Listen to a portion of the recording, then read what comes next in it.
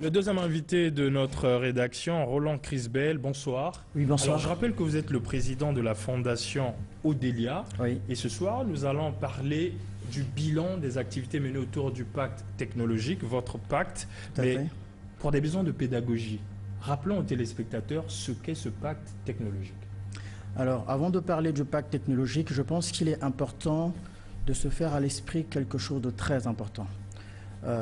Aujourd'hui, le Congo est sur le point de choisir un nouveau chef d'État. C'est-à-dire que le Congo a fait le choix, a pris rendez-vous avec l'avenir. Ce que nous disons, c'est qu'on ne peut pas construire le Congo de demain sans que la maîtrise de l'outil technologique ne soit inscrite comme une priorité au cœur du système de l'État. Oui, mais en quoi votre pacte technologique, parce que vous avez voulu finalement rentrer dans le vif du sujet, en quoi ce pacte technologique est-il lié à l'élection du président de la République?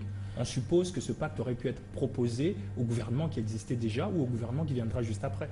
Alors, nous avons voulu inscrire le pacte technologique en cette période simplement parce que le Congo fait un choix, celui de rentrer dans la nouvelle République. Ce que nous disons, nous ne souhaitons pas que la nouvelle République soit simplement la mise en place des nouvelles institutions ou autres, mais nous voulons que la nouvelle République soit également le choix de la gouvernance par l'outil technologique. Permettez-moi de vous dire aujourd'hui, aucun pays sur la Terre, aucun pays, aucune nation qui se veut moderne sur la Terre ne peut prétendre au développement si la maîtrise de l'outil technologique n'est pas inscrite au cœur du système. Pensez-vous que cela n'a pas été fait au Congo ou cela n'a pas été assez fait?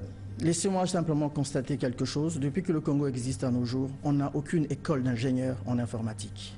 Alors qu'aujourd'hui le numérique constitue le secteur le plus dynamique de l'économie mondiale. Alors que le numérique est un domaine créateur d'emplois dans le monde, pour les jeunes. Alors que le numérique aujourd'hui permet de structurer les États. Alors que le numérique est un outil d'aide à la programmation des politiques ministérielles dans certains pays. Donc je crois qu'aujourd'hui, le travail a été fait, ça il faut le reconnaître, mais je pense que ce que nous voulons ici, c'est un choix audacieux. C'est un choix plus profond que le simple fait d'avoir un volet sur le numérique dans un programme politique.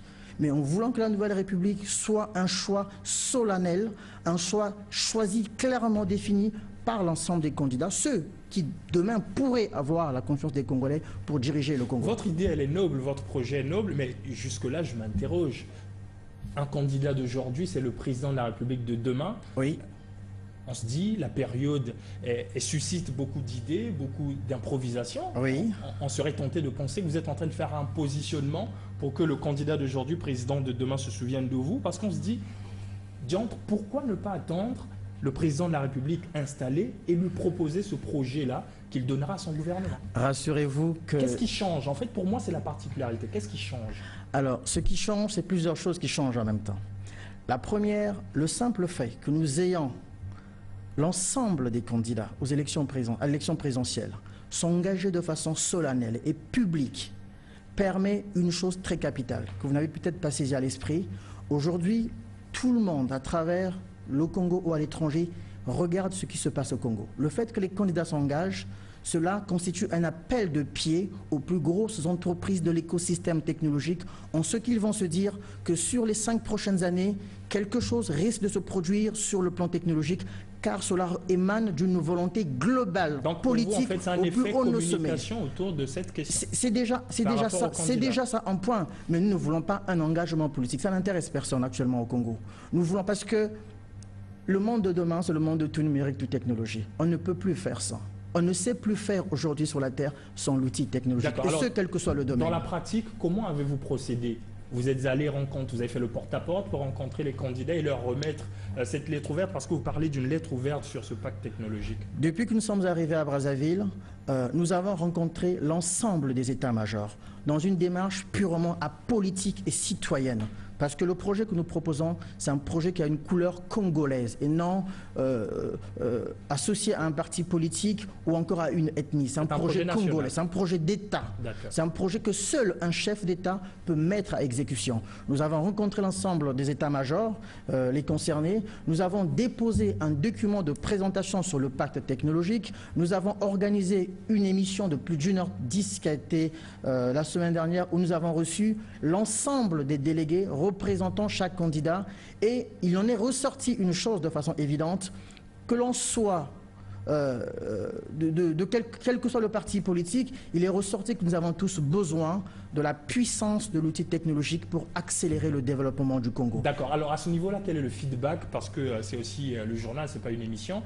En quelques phrases, quel est le bilan que vous en faites? Vous avez déposé votre lettre ouverte. A-t-elle été acceptée par les candidats que vous avez rencontrés? À ce jour, nous avons eu quelques retours de quelques candidats, mais je ne donnerai peut-être pas le nom là tout de suite, qui se sont engagés à signer ce pacte technologique. Mais nous sommes dans une démarche publique. Ce que nous attendons, j'ai ici ensemble des lettres. Cette lettre qui est adressée de façon individuelle, nominative à chaque candidat. Nous avons choisi le mardi 18 mars, qui coïncide à la fin de la campagne électorale. Nous l'avons dénommé Journée de signature de pacte technologique. Il ne s'agit pas d'un projet qui me concerne, qui concerne la Fondation. Il s'agit d'un projet d'État qui engage le Congo dans une nouvelle dynamique qui va être créateur d'emplois.